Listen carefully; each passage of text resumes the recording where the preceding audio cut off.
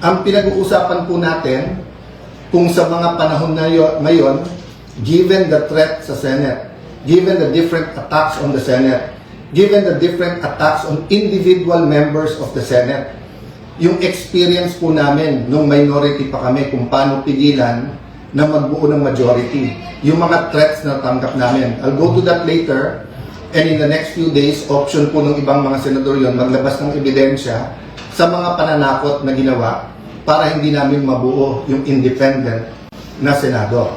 Kaya kita nyo po na, nakita nyo po, yung pala plano all this time, arrestuhin, takutin, intimidate ang nasa majority.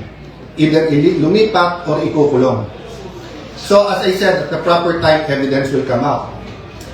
I won't go to the merits, demerits. Wala kaming problema na kasuhan.